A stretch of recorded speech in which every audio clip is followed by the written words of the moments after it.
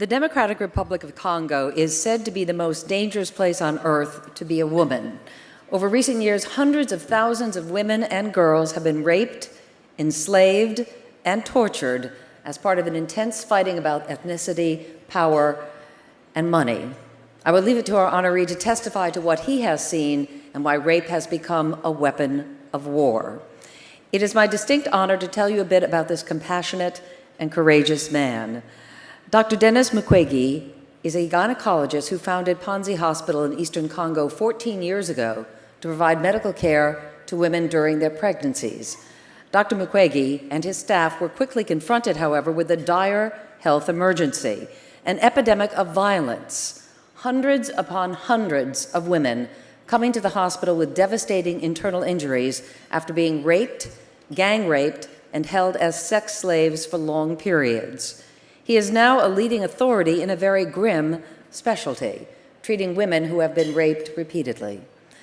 After years of surgeries, Dr. Mukwege said he knew he needed to address the root causes of the conflict or be forever, as he has said, sewing, sewing, sewing. And so his career took another turn. He became a human rights advocate, calling for the international community to protect the women of Congo. 1 year ago, in a speech at the United Nations, he demanded that the rapists, both rebel groups and government forces, face justice for their crimes. Only he used much stronger words. A few weeks later, back in the Congo, the doctor returned home after visiting a patient to find 4 armed men holding his daughters at gunpoint on his living room couch. Dr. Mukwege's bodyguard intervened and was shot dead. Dr. Mukwege fell to the ground, and the attackers fortunately fled. But no one was ever held accountable for that attack. Dr. Mukwege took his family to Europe, but it was painful for him to be away, knowing what the hospital would face with one fewer doctor. Hundreds of his former patients, some of the poorest women on earth, asked him, well, actually begged him to return. They raised money to buy a plane ticket, and they promised to organize groups of women to protect him in around-the-clock shifts. Dr. Mukwege returned to Congo in January. When his plane landed, there were women lining the road for 20 miles just to show him they meant what they said.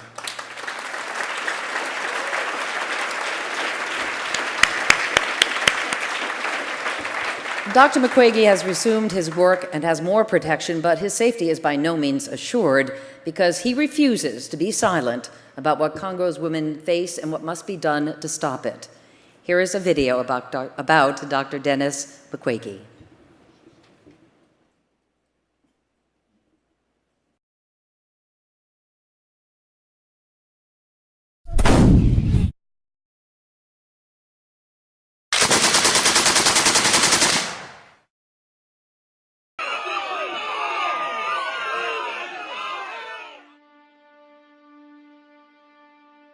Et aujourd'hui, ce qui est plus grave, c'est qu'on a même des enfants nés issus du viol qui sont elles-mêmes violées. Et donc, c'est un cercle vicieux qui n'a pas de fin. Je ne sais pas ce qu'il faut dire de plus pour amener les gens à être plus sensibles.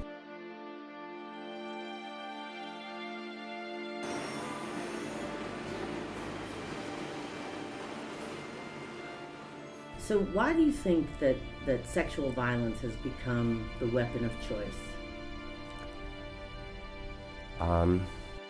If you're a militia leader, if you're a warlord, it works to send out your troops to go rape people, and there's no accountability. There's complete impunity. Et malheureusement, tout ceci se fait en public, en présence des maris, des enfants, et donc ça crée un traumatisme physique et psychologique, non seulement à la victime, mais aussi à toute la communauté.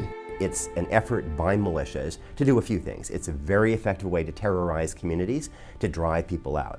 It's a way of undermining the traditional authorities in a way, because if they can't protect their women, then they're discredited. Donc c'est une guerre en fait qui se fait sur le corps des femmes.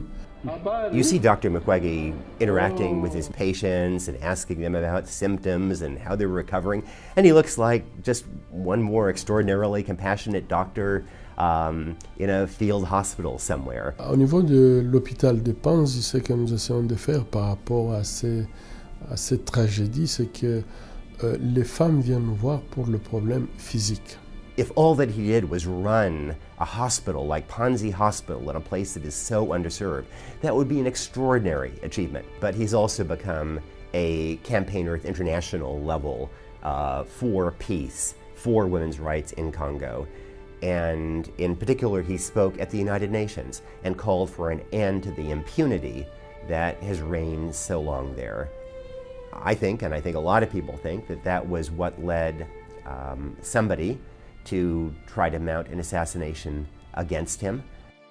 He is antagonizing some extraordinarily powerful elements who have killed before and who will kill again, and he is threatening their wealth, their power. Nous avons l'obligation de se mettre debout lorsque notre semblable souffre.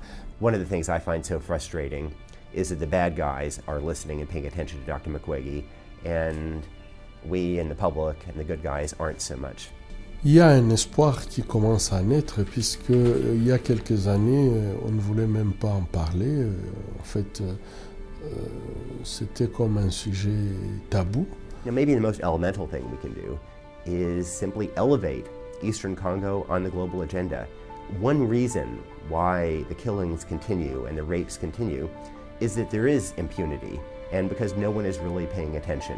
Et lorsque nous n'agissons pas, c'est comme si nous-mêmes, nous nions l'humanité des autres, et ça, c'est très grave.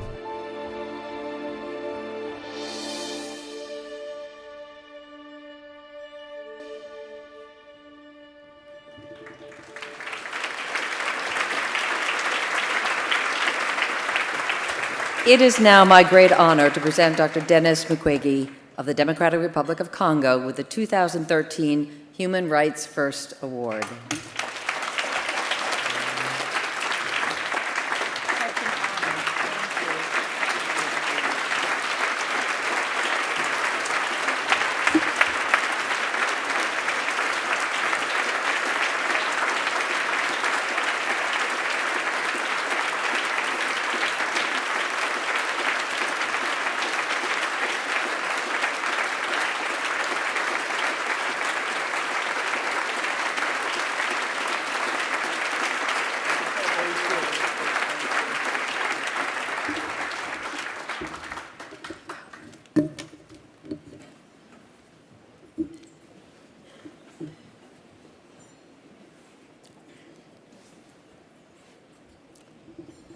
Thank you, Human Rights First, for this award, and to all of you for being here. I studied medicine to help bring life into this world, but much of what I see today is about destruction of women, of families, of communities. Our hospital was established to help pregnant women in Eastern Congo. But we confronted an urgent medical need for women there, an epidemic of brutality through the use of rape as a weapon of war. Through our doors come women who have been stabbed or shot in their genitals, raped by gangs, forced into sexual slavery, and pregnant by violent men and boys, and often infected with HIV, AIDS, along with their babies. Many times, we are reduced to tears. Everything is damaged, but we get to work. We operate. We fix what we can, and that is a lot.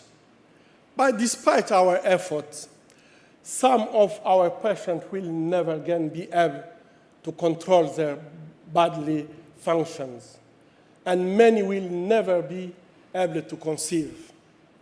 The physical injuries are staggering, but so are the psychic ones. How do you cope after watching your husband or your children killed? How do you go on after seeing your wife or your child raped in front of you? After being raped by a dozen men in front of all your community? So we also provide psychological care and safe haven. Eventually, healing does happen. When these women arrive, many tell us they want to die, but they live determined to live, and many of our former patients join us in helping other women. Their courage is remarkable. And yet, even as we celebrate their resilience, we are concerned because we know far too many of these women will be back. They return to their villages only to be raped again. I have operated some women 2 and even 3 times. These rapes are not only crimes, they are a part of strategy, malicious campaign in the terrible war between Hutus and Tutsis that burst into Congo in the aftermath of the Rwanda genocide. What began as an ethnic conflict has transformed to one about power and greed. Congo is rich in natural resources, especially the minerals needed to make electronic devices. The computers, cell phones, and other gadgets we all use. Rebels fight to control the mineral wealth in our mines, worth millions and millions of dollars. They are addicted to their profits, which they use to buy weapons. Rape has proven to be an inexpensive weapon and a tragically efficient one. Competing rebel groups use rape to drive people away, to dominate those who stay, to humiliate, and to prevent communities from surviving. Congolese government troops, backed by thousands of UN peacekeepers, have so far failed to defeat the rebels and protect the population. Few are brought to justice for these abuses. And when some of them are indeed convicted or sentenced, the reparation judgments are never enforced. People who work for justice are often threatened. So why will survivors come forward to press charges? Why will this crime can stop? The government and the rebels think metal and minerals are Congo's most valued resource. This is not true. The women of Congo are my country's most valuable resource.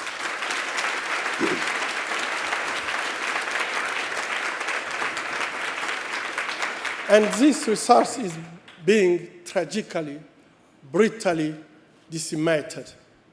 We have recently seen that when a country uses chemical weapons on its own people, a red line has been crossed. Where is the line for Congo's women? Where is the outrage for condemnation? The women of Congo need you to stand with them, to be their advocate and their voice. While I am in the United States, I'm bringing their voices to meeting with leaders at the highest level of the United Nations and the US government. I'm telling them, I, my staff, and our patient hope that they will show a level of courage that matches that of Congo's women.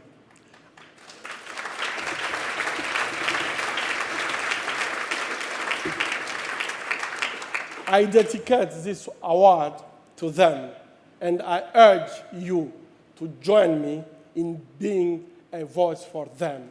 Thank you so much.